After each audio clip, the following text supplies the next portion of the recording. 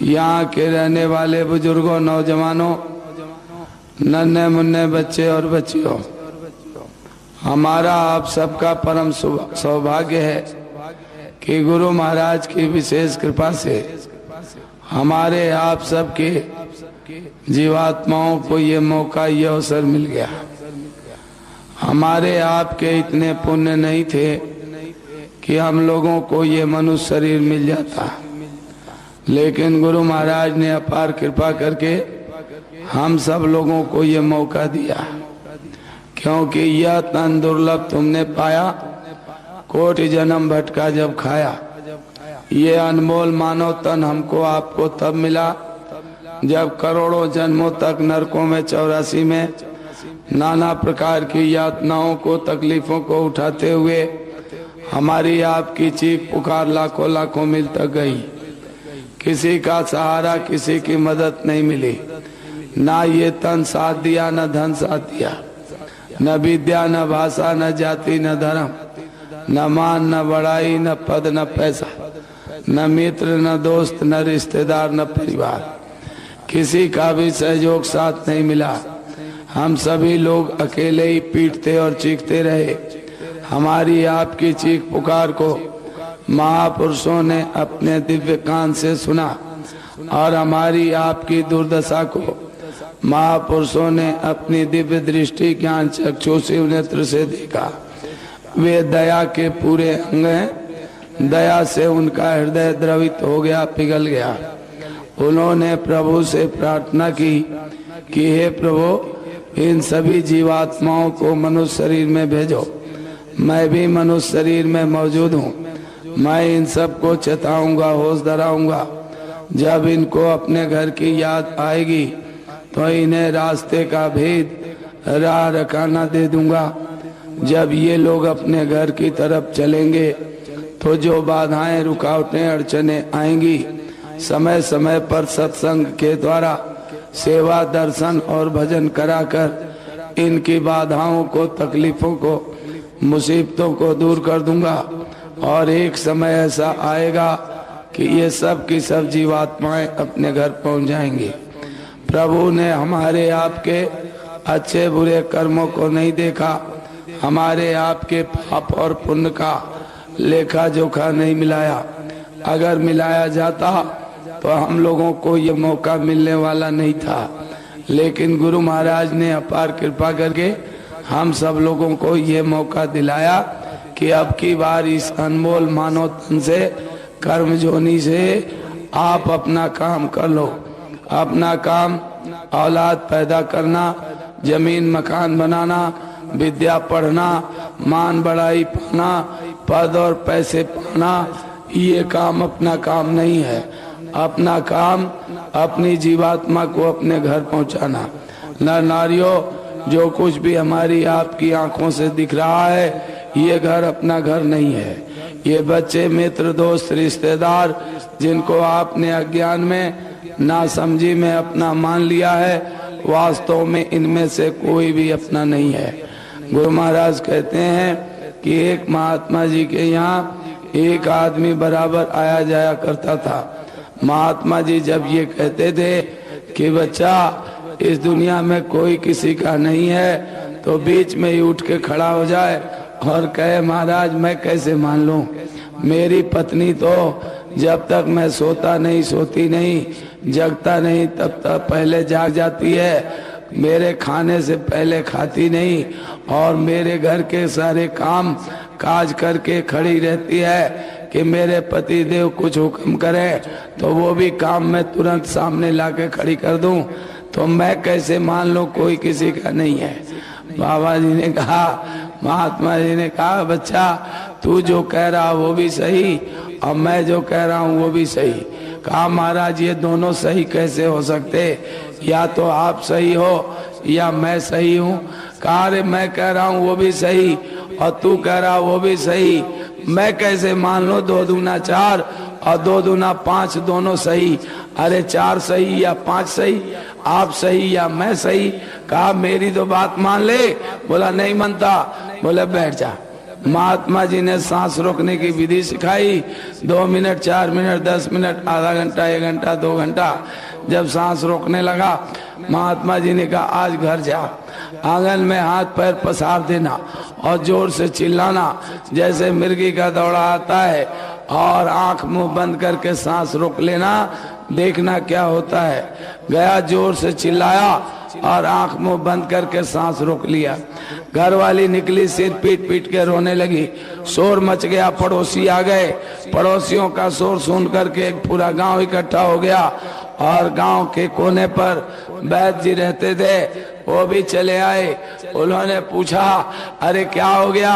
बोले महाराज ये अभी आया और गुमसुम होके पड़ गया, कुछ समझ नहीं आता क्या हो गया।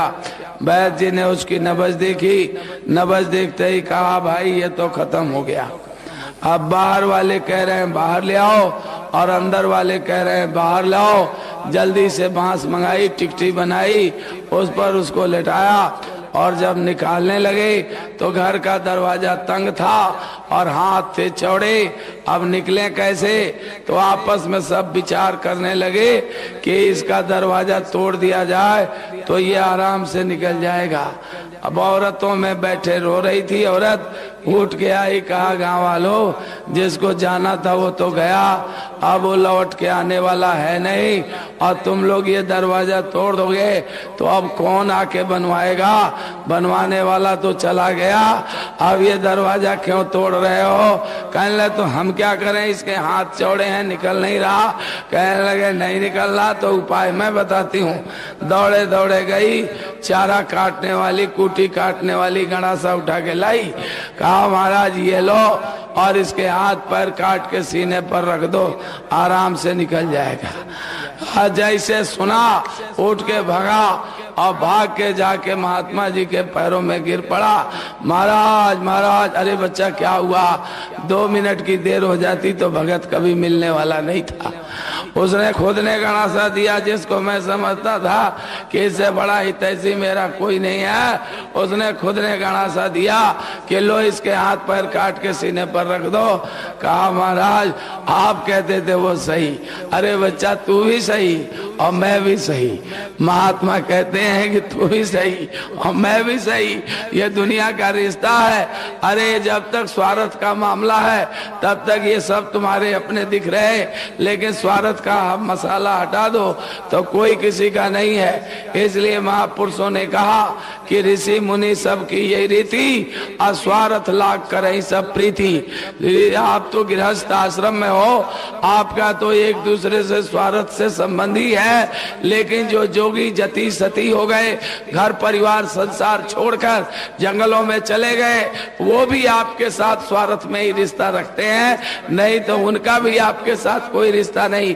केवल धरती पर संत सतगुरु आते हैं जिनका किसी से कोई स्वार्थ नहीं होता, सबसे परमार्थ की कमाई कराते हैं और परमार्थ बनाकर सबको घर ले जाते हैं। इसलिए नारियों, आप इनके किसके मोह ममता में लोभ लालच में फंसे हो? अरे आप अपना काम करो, अपने घर चलो। ये जो कुछ भी आपकी आंखों से दिख रहा है ये घर आपका घर नहीं है। आप कहते हो मेरा नहीं तो किसका है? तो मैं आपको बताऊं कि 10 साल पहले, 20 साल पहले, 25 साल पहले, 50 साल पहले जिस जमीन, जिस मकान, जिन बच्चों के लिए आपने मोह ममता किया, लोभ लालच किया, एड़ी का पसीना चोटी तक चढ़ाया और एक झटके में छोड़ के चले आए, क्या वो बच्चे याद आते हैं?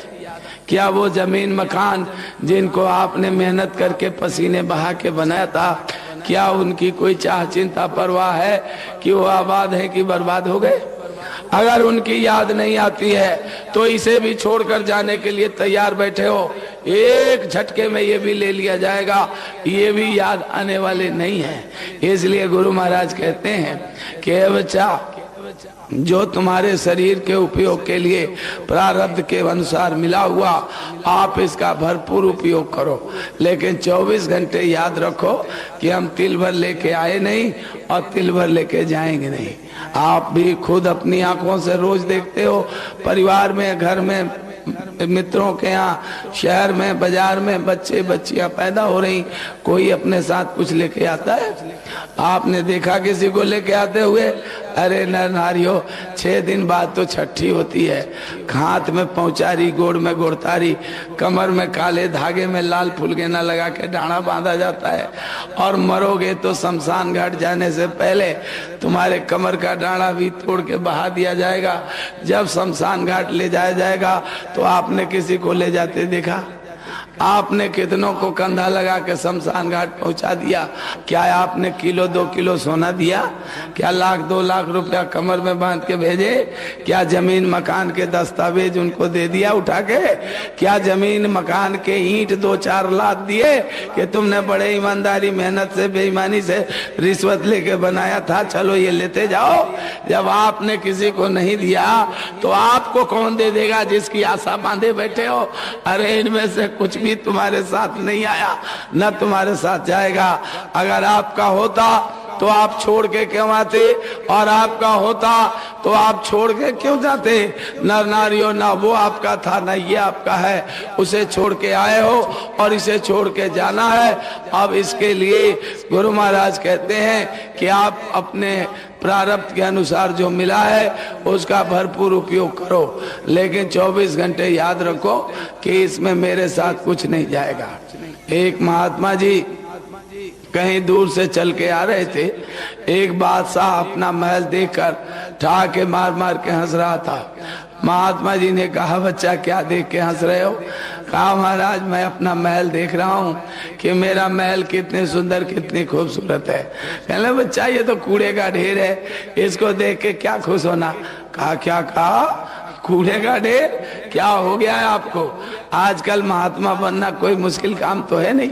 जरा सी देर में दाढ़ी बाल बढ़ गए, कपड़े रंगा लिए, टीका बांधा किया, रामायण गीता भागवत की 2 बातें जान ली, महात्मा बन गए। बताओ इतना बड़ा महल इनको कूड़े का ढेर दिख रहा, क्या हो गया? कहा, बच्चा नाराज क्यों होता है? मुझे जो दिखाई दे रहा हो मैं बता रहा हूँ, तो क्या ये कूड़े का ढेर दिख रहा? कहने लगा, मुझे तो कूड़े का ढेर ही दिख रहा। कहने लगा, तो जाइए, मेरा कूड़े का ही ढेर रहने दीजिए, आप यहाँ से चलिए, फूटिए यहाँ से। महात्मा जी चुपचाप चले गए। थोड़े ही दिन में आया जलजला भूचाल, भूडोल हुआ, धरती हिल गई और एक झटके में वो महल धराशायी हो गया, गिर के कूड़े का ढेर हो गया। अब वही बादशाह खड़ा होकर रो रहा, आंखों से आंसू पोंछ रहा, अब मजदूर लगा के कूड़ा उठवा के एक जगह से दूसरी जगह ढेर लगवा रहा। अब महात्मा जी उधर से आ रहे, उन्होंने कहा